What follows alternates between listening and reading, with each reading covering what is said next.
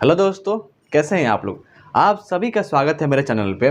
तो दोस्तों, आज हम लोग बातचीत करेंगे एजुकेशन लोन कैसे मिलेगा। एक्चुअली होता क्या है कि बहुत लोग पेरेंट्स सोचते हैं मेरा बच्चा अच्छा कॉलेज में एडमिशन ले, बट वहाँ पर पैसा की थोड़ा दिक्कत आती है, तो उन लोग समझ में नहीं आता एजुकेशन लोन कैसे लें, क्या प्रोसेस होता है। तो आज की वीडियो में हम लोग आज बातचीत करेंगे एजुकेशन लोन जो भी पेरेंट्स चाहते हैं अपने बच्चों के लिए लेना, वो कैसे लें, क्या प्रोसेस उसका होता है। आज का वीडियो आप सभी के लिए इंपॉर्टेंट होने वाला है, इस लास्ट तक बने रहे। सबसे पहले जानते हैं एजुकेशन लोन का कैसे कैसे क्या तरीका होता है। देखिए, जब भी आप लोन लेना चाहते हैं बैंक से, तो बैंक से लोन लेने में आपको समय कुछ लगता है। उस समय कितना लगता है?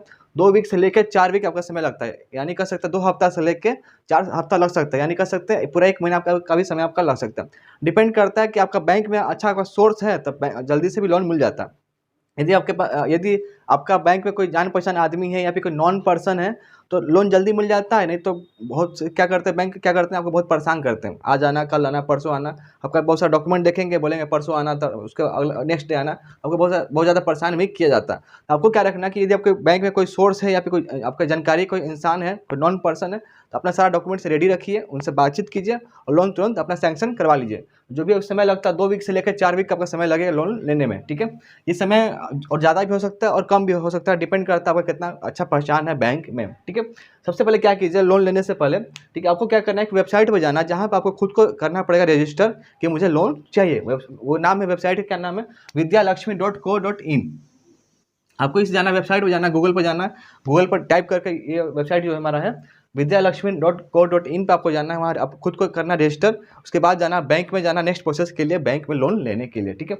अब जानते हैं कौन कौन सा बैंक होता है, किस किस टाइप का बैंक होता है जहाँ मुझे लोन मिल सकता है। देखिए, जनरली होता है बैंक का बहुत सारा टाइप होता है, बट मैंने कुछ कुछ मुख्य मुझे लगा आपको बताना चाहिए। जैसे आप बात करें जिस कॉलेज में आप पढ़ाई करने जा रहे हैं, जो भी बच्चे जा रहे हैं जिस कॉलेज में जा रहे हैं पढ़ाई करने के लिए, तो उस कॉलेज में भी कुछ कुछ बैंक रहता है। जैसे बात करें SBI होगा, या प्राइवेट बैंक भी हो सकता है, गवर्नमेंट बैंक भी हो सकता है, उसको बोलते हैं कॉलेज कैंपस बैंक। जिस कॉलेज में आप पढ़ाई करने जा रहे हो, जहाँ पे आप जिस कॉलेज में पढ़ाई करने के लिए आप लोन ले रहे हो, वहाँ भी बैंक होता है, ठीक है। उसको बोलते हैं कॉलेज कैंपस बैंक। जैसे हो गया SBI, BOB, bank of Baroda, bank of India, HDFC, ठीक है, कोई भी बैंक वहाँ पे अवेलेबल हो सकता है। आप वहाँ भी जाके भी लोन ले सकते हो। सेकंड, आपके पास ऑप्शन है, जो भी जितना सारा हमारे पास इंडिया में अवेलेबल है गवर्नमेंट बैंक, आप वहाँ भी जाकर लोन ले सकते हो। गवर्नमेंट बैंक का अगर बात करें तो इंडिया में टोटल अभी टोटल 12 गवर्नमेंट बैंक है। कितना है? तो 12 हमारे पास गवर्नमेंट बैंक है, आप वहाँ भी जाके आप लोन ले सकते हो। थर्ड जो हमारे पास कैटेगरी है, वो आता है प्राइवेट बैंक।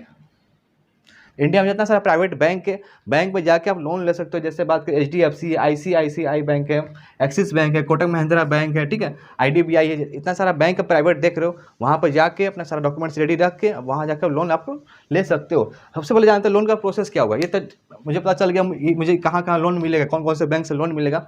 लोन का प्रोसेस क्या होगा, ठीक है। लोन का प्रोसेस की बात करें, सबसे पहले आपको जाना है बैंक से, आपको विजिट करना है, ठीक है।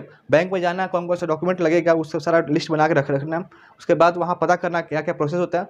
उसके बाद आपको जाना है बैंक, ठीक है। बैंक जाएंगे, उसके बाद बैंक जाने के बाद आपको बोलना है सर मुझे एजुकेशन लोन चाहिए, ठीक है, मुझे एजुकेशन लोन चाहिए, मेरे पास सारा डॉक्यूमेंट्स रेडी है। आप एजुकेशन लोन वहाँ आपको मिलेगा, ठीक है। एक फॉर्म मिलता है, आप फॉर्म पर साइन करोगे, सब कुछ भरना पड़ेगा डिटेल आप भरोगे, ठीक है। सबसे पहले क्या करना है, आपको एजुकेशन लोन के लिए पूछना है। उसके बाद जो भी आपका फॉर्म देगा, फॉर्म पर सब कुछ डिटेल भरना है। उसके बाद जितना सारा डॉक्यूमेंट्स रिक्वायर्ड रहेगा, ऑल डॉक्यूमेंट्स रिक्वायर्ड, आपको सारा डॉक्यूमेंट्स वहाँ सबमिट करना पड़ेगा। उसके बाद क्या होगा, आपका लोन सैंक्शन हो जाएगा, आपको लोन वहाँ पे मिल जाएगा। बट इतना प्रोसेस इतना आसान होता नहीं है, थोड़ा सा इसमें प्रॉब्लम भी होती है, बट आपका सोर्स है, जुगाड़ है, तो जल्दी लोन मिल जाता है, ठीक है। अब जानते हैं इंटरेस्ट रेट किस पर डिपेंड करता है। हाँ, कुछ bank to bank interest rate vary कर सकता है, ठीक है। 7% से लेकर 14% बैंक टू बैंक वेरी करेगा, ठीक है। उस पर भी डिपेंड करता है, यदि आपका जान पहचान है तो कुछ लोन आपका अमाउंट भी कम हो सकता है, ठीक है। जो आपको इंटरेस्ट रेट देख रहे हैं 7% से लेकर 14% आप देख रहे हैं, ये डिपेंड कर रहा है किस कॉलेज में आप पढ़ाई कर रहे हैं, कौन सा कोर्स के लिए एडमिशन ले रहे हैं, आप बॉयज हैं कि गर्ल्स है, उस पर भी डिपेंड करता है, ठीक है। अब कौन सा जेंडर में भी आते हैं उस पर भी डिपेंड करता है, कौन सा कोर्स कर रहे हैं, ठीक है, कितना साल का कोर्स है, कौन सा कॉलेज में कर रहे हैं, कॉलेज में प्लेसमेंट होता है कि नहीं होता है, ठीक है, उस पर भी डिपेंड करता है, कॉलेज में प्लेसमेंट होगा कि नहीं होगा, ठीक है, कॉलेज प्लेसमेंट कैसा, कितना अमाउंट मिलेगा, ठीक है। बॉयज है कि गर्ल्स है, सब कुछ डिपेंड करता है, उस पर भी डिपेंड करता है। बैंक जो इंटरेस्ट रेट देख रहे हैं वो वेरी करता है, और बैंक टू बैंक भी वेरी करता है, ठीक है। अब जानते हैं लोन अमाउंट कितना मिलेगा, लोन अमाउंट मुझे कितना मिल सकता है। लोन अमाउंट की बात करें तो आप 10 लाख तक लोन उठा सकते हैं, 10 लाख तक लोन आप ले सकते हैं यदि आप इंडिया में पढ़ाई कर रहे हैं। तो यदि इंडिया से बाहर आप स्टडी करने जा रहे हैं, ठीक है, आप चाहते हो उसके लिए मुझे चाहिए एजुकेशन लोन, तो आपका अमाउंट जो है उसका है 20 लाख रुपया, ठीक है। इंडिया के लिए 10 लाख रुपया है और अब्रॉड के लिए है 20 लाख रुपया है, ठीक है। लेकिन एक और चीज़ है कि बैंक जो है लोन देने से पहले बहुत कुछ चेक करता है, ठीक है। ऐसा जल्दी आप लोन नहीं दे सकता।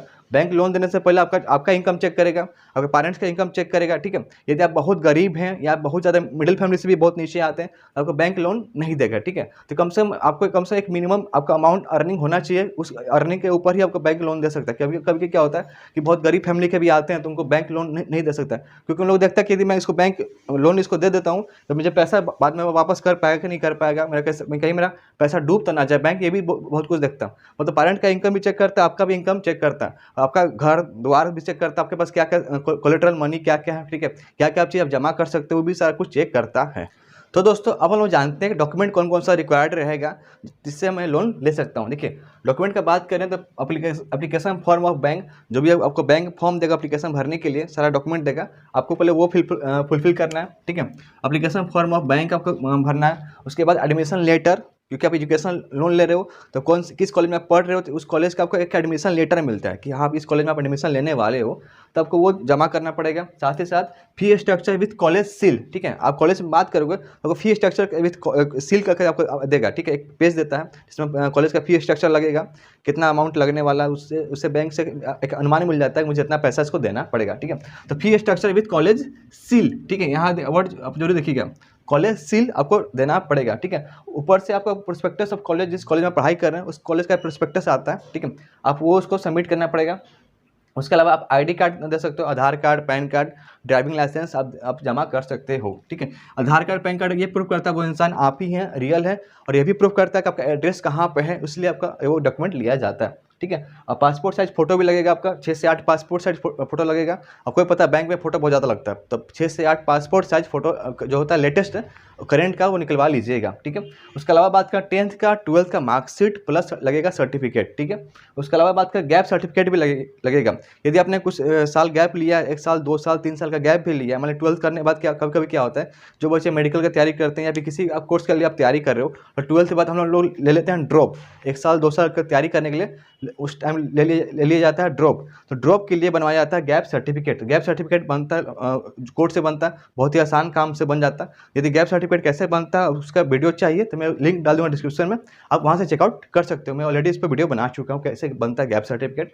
तो गैप सर्टिफिकेट भी आपको एक डालना पड़ेगा, यदि आपने गैप लिया है तो। अगर नहीं लिया है तो आपको वहाँ पर मत डालिए, ठीक है। उसके अलावा पैन कार्ड आपका लगेगा, स्टूडेंट्स का और पेरेंट्स का भी लगेगा, ठीक है। आपका भी लगेगा पैन कार्ड, आपका जो भी पेरेंट है उनका भी लगेगा, ठीक है। पैन कार्ड किस लिए, ये प्रूफ करता है कि उनका इनकम क्या है, ठीक है, ताकि इनकम छुपाया ना जा सके, ठीक है। उसके अलावा proof of obtaining seats in merit based selection process. आपका मतलब किसी एग्जाम के थ्रू या कैसे भी आपका सिलेक्शन हुआ है किसी भी कॉलेज में, तो वो क्या प्रूफ है कि आपको उस कॉलेज में आपको सीट मिला है, ठीक है, तो उसके लिए प्रूफ देना पड़ेगा। और proof of parental income, parents का क्या इनकम है, क्या क्या उनका इनकम कितना है, उसका भी आपको प्रूफ देना पड़ेगा। तो दोस्तों अब हम लोग बात करते हैं, यदि आपके पेरेंट्स सैलरी कमाते हैं यानी जॉब वाला इंसान है तो उसमें क्या क्या डॉक्यूमेंट्स आपको देना पड़ेगा, ठीक है। यदि आपके पेरेंट्स जॉब करते हैं, पैसा कमाते हैं, तो आपको कौन सा डॉक्यूमेंट का बात करूँ, लास्ट दो साल का आपको ITR देना पड़ेगा, इनकम टैक्स रिटर्न बोलते हैं इसको, आपको वो देना पड़ेगा। फॉर्म 16 गिवन बाय कंपनी, एक कंपनी जो होती है जिस कंपनी में आपके पेरेंट्स काम करते हैं, एक फॉर्म 16 दिया जाता है, तो आपको वो सबमिट करना पड़ेगा। लास्ट 3 मंथ सैलरी स्लिप भी आपको सबमिट करना पड़ेगा, ठीक है।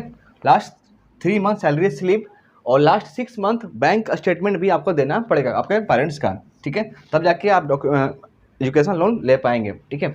यदि आपके पेरेंट्स फार्मिंग करते हैं तो आप उस कैटेगरी में क्या कर सकते हैं, इनकम सर्टिफिकेट आप इशू करवा के रेवेन्यू ऑफिसर से अब वो सबमिट कर सकते हैं, क्योंकि जो भी किसान फैमिली से आते हैं उन लोग ये सारा डॉक्यूमेंट्स वो सबमिट नहीं कर सकते, ठीक है। अब जानते हैं कि हमारा मोरेटोरियम पीरियड कितना टाइम होगा, यानी हम लोन लेने के बाद कितना टाइम के अंदर हम लोग उसको वापस कर सकते हैं लोन को, ठीक है।